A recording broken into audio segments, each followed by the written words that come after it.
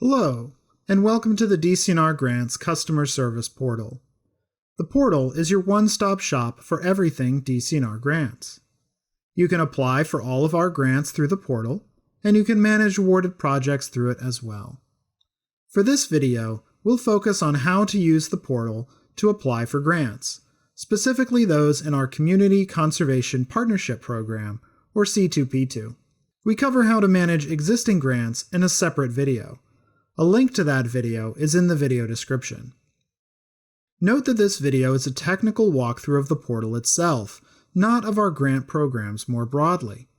For more detailed information on our grants, such as what you can apply for and how to answer the various application questions, please see our Grant Workshop series of videos. To access the portal, visit apps.dcnr.pa.gov/grants. The Grants Customer Service Portal works on most modern web browsers. Unfortunately, it is not currently compatible with Apple's Safari browser. To apply for a C2P2 grant, click on Community Conservation Partnership Program. You can also click up here on Grant Opportunities. In this case, let's click on Community Conservation Partnership Program. That will open a list of all the available grant opportunities. You can see the open dates for each project type. Most of our grants are only open during certain windows each year, usually from mid-January through early April. But some grants do have different open dates, such as our Pier, Circuit Rider, and Snowmobile and ATV grants.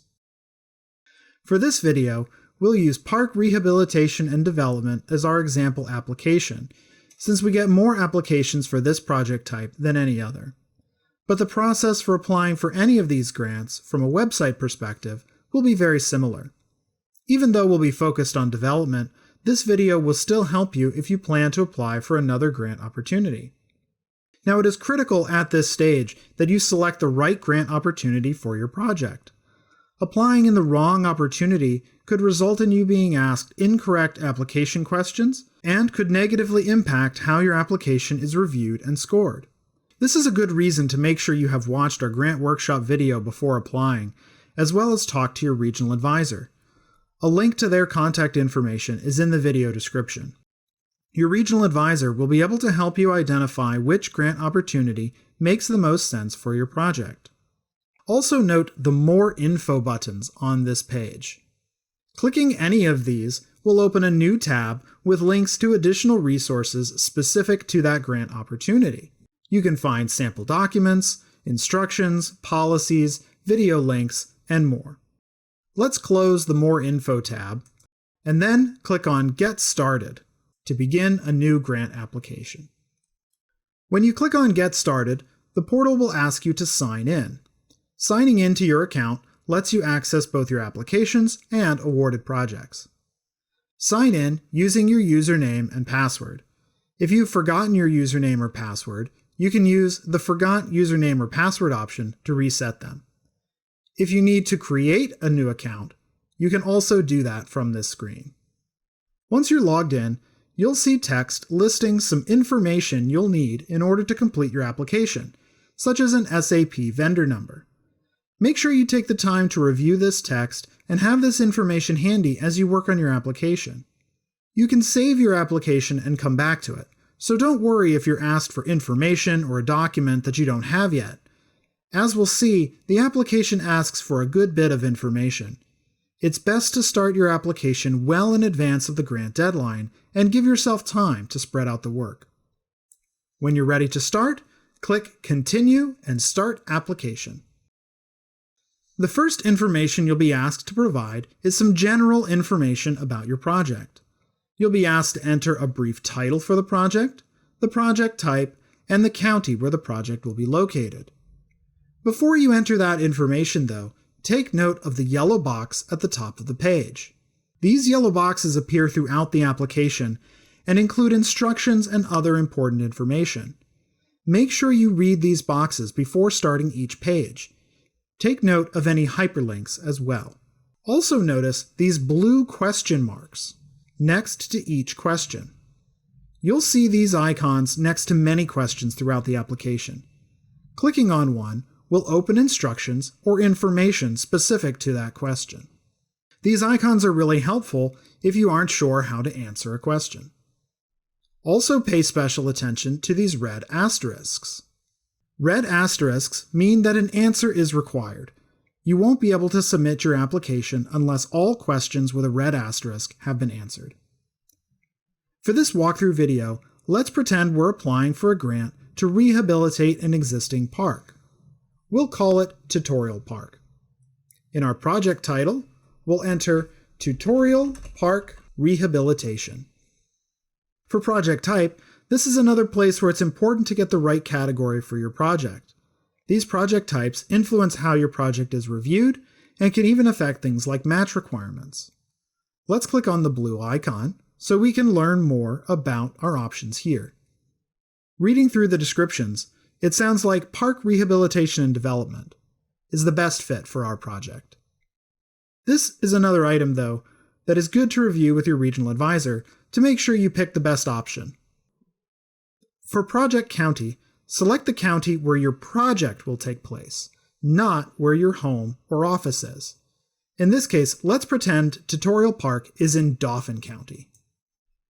Once you've answered all 3 questions, click Create Application. Our application is now created. You can now see an overview of the information needed to complete the application here on the left column. We'll go through each of these items. A couple things to note on this page.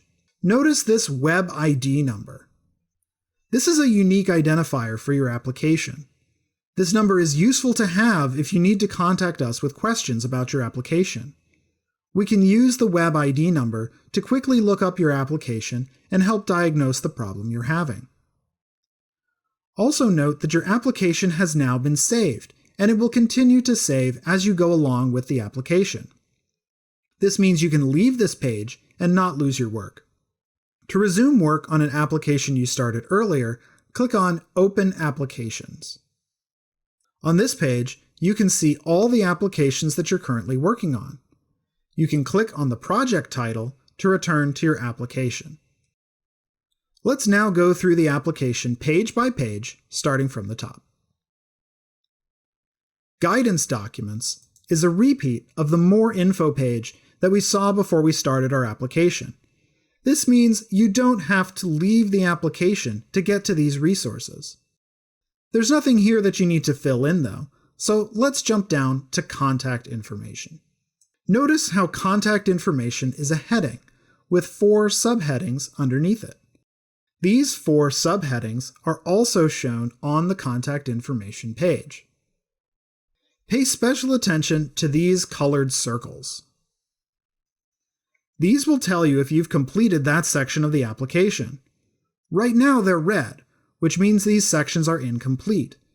You won't be able to submit your application until all the red circles throughout the application have changed to green.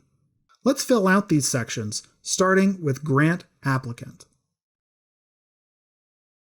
The grant applicant is the organization you're applying on behalf of. Your process here will be different depending on whether you're a first-time or a returning applicant. For returning applicants, you can click this table icon to view a drop-down menu of the organizations you're associated with. Select the one you're applying on behalf of. In this case, we'll choose the fictional Anytown Borough. If you're a new applicant, your organization will need a valid, active SAP Vendor Identification Number, or VIN, in order to apply. New applicants should follow the instructions here under Option 2 to look up their organization and populate this page. Once the grant applicant is selected, click Save. After clicking Save, additional information about your organization will populate on this screen automatically. Review this information to make sure it is correct. If you're applying for a nonprofit organization, note that you'll need to enter additional information regarding your organization's status with the IRS and the Pennsylvania Bureau of Charitable Organizations. Before we move on, notice the green box down here at the bottom. that says Saved Successfully. This box is a good visual cue that you are okay to move on to the next page in the application. If you jump to the next page without clicking Save first, you may lose your work. Always remember to save before changing to another page of the application.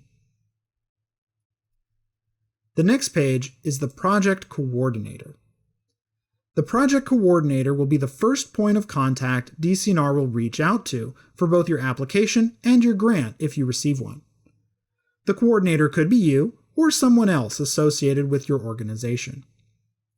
If you're a returning applicant, you can use the table icon to find your project coordinator's name in the drop-down list.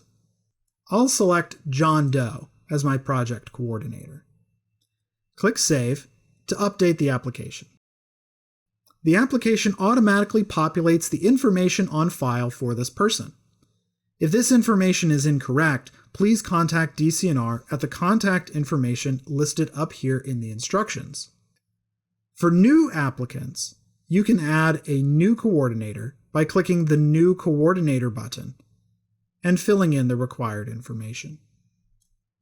Let's next enter information for our Chief Elected Official. Like the project coordinator, you can select from the drop-down list if one is available, or you can use the New Official button to add someone new. I'll select Jan Doe, and then click Save. The last page in the Contact Information section is the Resolution page. This page is used to pre-populate a form that your governing body will need to sign in order to apply for the grant. Fill in the prompts with the requested information, then click Save. Don't worry about the upload just yet. After saving, you'll get a link to Print Resolution Page. Click on it to open the resolution page in a printable format. Notice how the form has already been filled out, based on the information you entered previously in the application. Print this form and take it to your governing body, which must approve it and fill out this bottom section. Once the form is signed, scan it into your computer. Come back to the resolution page and click Browse. Navigate through your computer and find the scanned copy of the signed resolution page. Select the file and click Open to upload it to your application. Be sure to click Save again to save your changes. Getting a signed resolution page is often one of the most time-intensive parts of an application, and you can't submit your application without one. Make sure to start the process of getting your resolution page signed early. Before we proceed with the application, let's jump back to contact information. Notice now that all the circles next to each section have changed to green. That means we've completed all the necessary steps for this section, and we're ready to move on to the next part, Project Details. The Project Details page is another heading page, like contact information. We can once again see at a glance the information we'll need to provide to complete this part of the application. We can also see which sections we've finished, as well as those we still need to do. Let's check out each of these subheadings. Project Description will look similar to an earlier page where we created our project title. If you need to change that information, you can do so here. The only section of this page that will be blank when you arrive is the brief description and scope. Note that this should be less than 600 characters. You can type the scope directly in the text box, or you can copy and paste from a word processing software, such as Microsoft Word. For more information on what should be in your scope, please review our grant workshop videos. I'm going to type some sample text in this box. As always, click Save to save your changes. Preparation lets us know what work you have done ahead of applying for the grant. Let us know on this page if you attended our annual grant workshop, as well as which regional advisor you've spoken with about your project. It cannot be stressed enough. you should always contact your regional advisor before applying for any of our grants.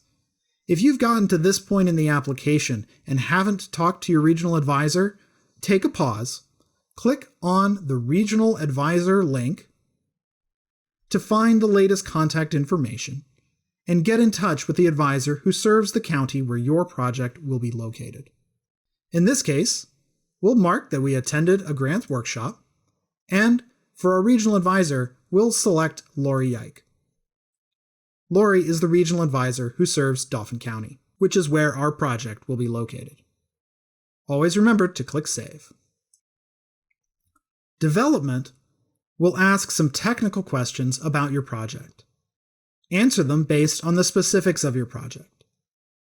Our sample project is a rehabilitation, so we'll select No for the question about new development. Yes for the question about rehabilitation, and our project will not result in a new park. This is also not a phased project, and the site has no known environmental hazards. Under project amenities, let's say that our rehabilitation will include an internal loop trail, a nature play area, and a pickleball court. Again, if you're ever unsure what to answer for a particular question, take advantage of the blue question marks. Your regional advisor may also be able to help you identify the most appropriate response. Site locations is where you'll identify specifically where your project will occur. We already identified the county in an earlier step, but here we'll show the exact location using a map. Click Add New Location to get started. Give your site location a name and a brief description. We only have one location, our park, so let's call our site location Tutorial Park. Our description reads, Tutorial Park is a 100-acre park along Bullfrog Valley Road in any town borough. Click Save. We're next given prompts for more information about this location. Start with this link for Site Location under Mapping. A map appears that we can use to draw in the boundaries of our park. Note the blue question mark, which provides instructions on how to use the map. Zoom in to your project location. For this example, we'll use Shank Park in Derry Township as our pretend site location.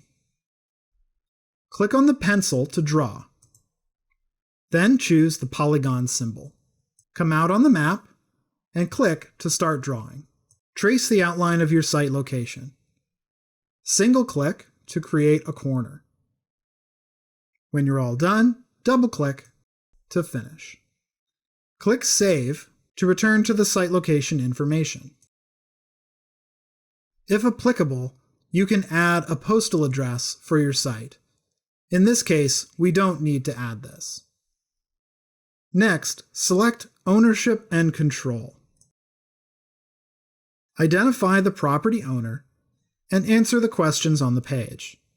Note that you may need to upload documents on this page, such as copies of any lease agreements or other agreements associated with the property. Let's now scroll down to Property Dimensions. Here we enter the property's acreage or mileage if we were doing a trails project. Finally, notice at the bottom here there are sections for counties and municipalities and legislative districts. You don't need to fill these in. They should populate automatically based on the mapping you already did. All the subheadings for site location are now green or blue, indicating that they're not needed. So let's go ahead and click Save. That returns us to the Site Locations page, which now shows our site location. If your project will take place at multiple locations, you can repeat these steps as many times as needed by using the Add New Location button. Next, let's talk about your project budget. You'll complete 3 tasks on this page. You'll identify your grant request, add your match sources, and upload your detailed budget spreadsheet. Let's go through each of these tasks. After reviewing the instructions, first click on Add Edit Total Cost. Here you'll enter the total cost of your project. This is the total amount being spent on the project. This number should be at least the sum of your grant request and match total, but it may be higher. For this example, let's say that this is going to be a $200,000 project. Notice how the total project cost now appears on the budget summary. Our next step is to add our match sources. Click Add Edit Match Amount. For most grant types, you will need dollar for dollar match. For this example, let's assume that we plan to apply for a $100,000 grant, so we'll need to show $100,000 in match. For more information on what counts as match, please see the Grant Workshop video or contact your regional advisor. In this example, we'll have two sources of match. We'll be providing $80,000 in cash match from our municipal budget. And we're also receiving a $20,000 in-kind match from the Friends of Tutorial Park. They've committed volunteer time to help with the renovations. Enter match sources one at a time. To add a match source, click Add New Match. We're first asked to add the source of the match. Let's make this any town borough municipal budget. We're committing $80,000. It's a cash match, and it is secured. Since this match is coming from the applicant, we don't need to upload a match commitment letter. Instead, we can just click Save to return to the list of match sources. Notice how any town borough municipal budget now shows up in our list of match sources. Also note that our matching funds amount has been updated. Next, let's add the in-kind match from Friends of Tutorial Park. Click Add New Match again. This time, the source of match will be Friends of Tutorial Park. However, since their match is volunteer time, it should be entered under the non-cash match. Your regional advisor can help you determine if a particular source of match is considered cash or non-cash. Because this match is coming from an outside organization, we need to attach a match commitment letter to confirm that the match is secure. To attach the letter, navigate in your computer to find the commitment letter, then click Open to upload the letter to your application. We now see both sources of match listed, and our total match in the budget summary now reads $100,000. We're finally ready to enter our grant request.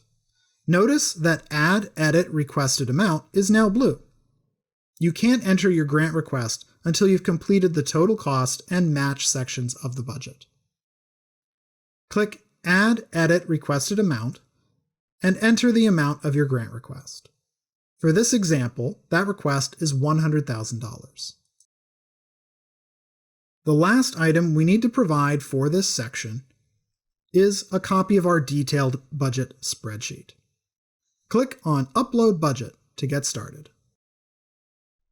Note this link to a budget template. We strongly encourage you to use this template to make sure costs are tallied appropriately.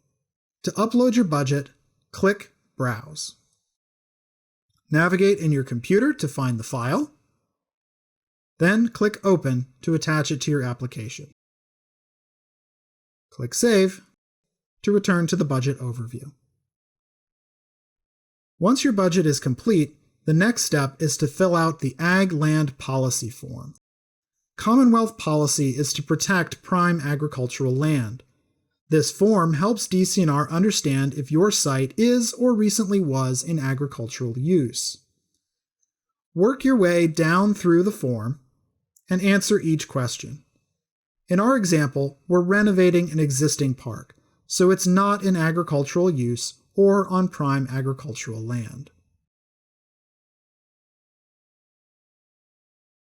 Next up is the PNDI receipt. Most applications will require a PNDI receipt with your application. For more information on what this is and how to get it, please see the Grant Workshop video. Once you have your PNDI receipt, make sure it is signed. Also note that the receipt is the result of the PNDI review, not the receipt showing that you paid. Upload your PNDI receipt the same way you uploaded your budget. Click Browse. Find the file in your computer. Click Open to attach it to your application. Be sure to click Save after the file uploads. The last item in project details is Documents. On this page, you'll upload any supporting documents that weren't previously requested in other parts of the application. Notice that some documents are required. They have red circles next to them. You will not be able to submit an application without these items. Again, make use of the blue question marks to learn more about these documents. Our project requires a site development drawing, a project site location map, and a county municipality notification letter. Optional documents have blue circles next to them. You can upload these if they're relevant, but they're not required. To upload a document, first select the type of document using this dropdown. Let's choose Site Development Drawing. Then use Browse to find the file on your computer. You'll have to click Save to add the file to your application. You can add more than one file at once, but you should only add one file type at a time to make sure that the files are categorized correctly in your application. I'm going to go ahead and add in our project site location map and our notification letter. We're most of the way through the application now. The last section, Project Narratives, contains the questions that DCNR will use to score your application. These questions are important to think about and respond to thoroughly. We won't go through the substance of these questions in this video. You can find that information in the Grant Workshop video, which goes question by question with sample responses and insights into what we're looking for in each question. For this video, we'll just look at the mechanics of answering these questions. To start, we'll click on Criteria Questions. The response boxes on these questions look short, but these answers will often be fairly lengthy. A good approach is to write your responses first in a word processing software. Use that document for editing, and then copy and paste the final text into these boxes. When answering these questions, please ensure that your answers align with the contents of your scope of work, your site development drawing, and your detailed budget. For this video, we'll just use sample text to paste into these boxes.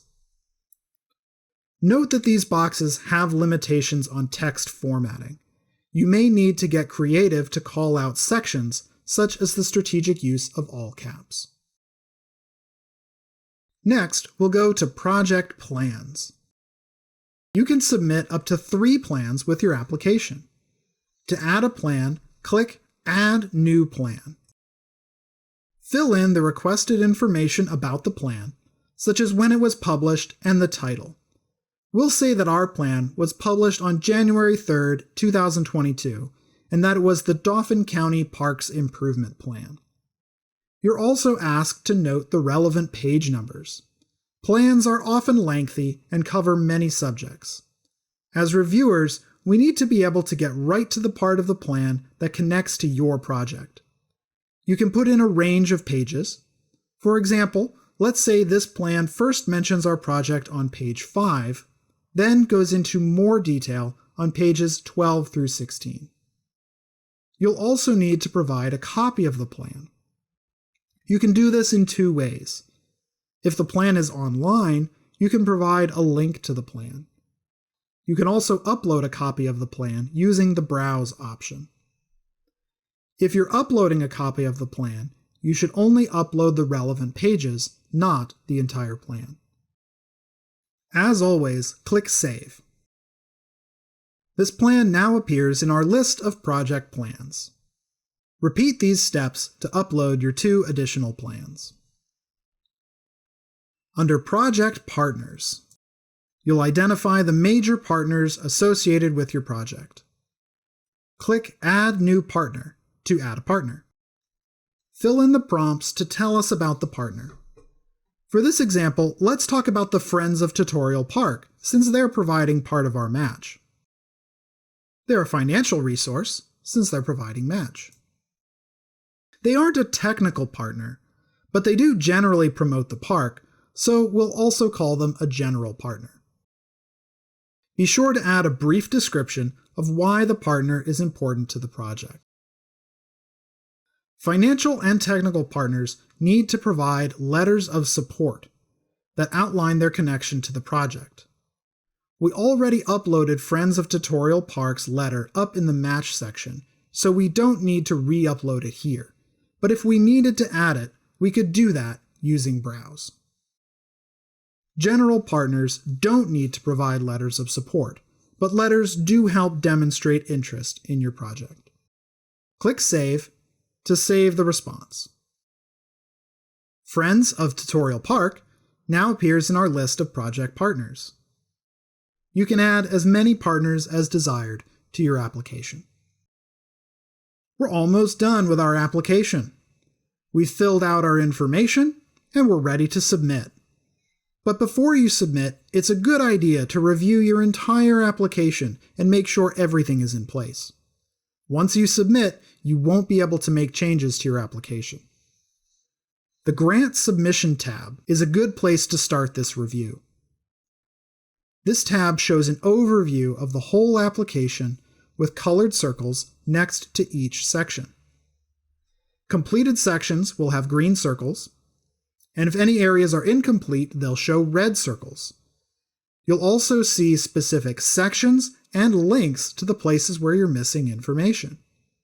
You cannot submit your application until all the required information has been entered and all of the dots on this page have turned green. For example, we can see that there's a red circle next to Agreement Confirmation. We need to complete this confirmation before we submit, so let's go do that. Make sure you read the text on this page thoroughly, as this is a digital signature indicating acceptance of the grant terms and conditions. When you're ready, check the box. Make sure the date is set to the current date, then click Save. Verify Application contains the same checklist we saw under Grant Submission. Notice how Agreement Confirmation has now changed to green. We also see that the red alert box up here has changed to white, and it lets us know that our application is complete and that we can submit our application. If you need to print your application, perhaps for someone in your office to review it, do that using the Print Application button. This will generate a PDF of the whole application that you can save, email, and print as needed. Another way to have others look at your application is to use the Share Application page. Using this page, you can give other people associated with your organization the ability to view or edit your application. This feature is useful if, for example, you have a manager who wants to review your application before you submit it, or if you have a design consultant assisting you with the application. To add someone to your application, click Assign New User. Under Share With, use the drop-down to select someone from your organization. Note that for a person's name to show up here, they must have an account in the Grants Customer Service Portal and associate their account with your organization. Let's choose Shane Hoover as the person we want to share this application with. Next, choose the permissions that person will have. You can see descriptions of these permissions up here in the yellow instruction text. In this case, Shane only needs to be able to see the application, so we'll select No for both of these radio buttons. This will give him read-only access. After clicking Save, the person's name will now appear in the user name list. If you want to delete your application, you can do that with the Delete Application page.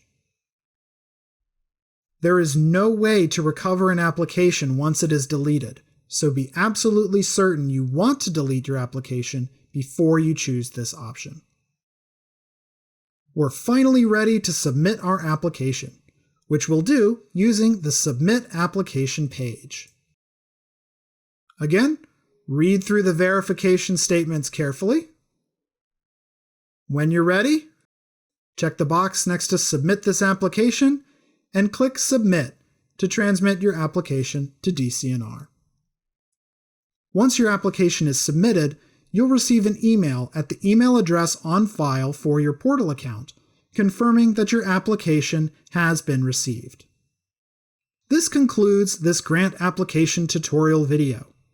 Remember, if you ever have technical difficulties while using the portal, you can contact the grants customer service team using the Contact Us button in the upper right of the portal. For general questions about our grants, please see the Grant Workshop video series and contact your regional advisor. Thank you very much for watching, and good luck as you prepare your grant application.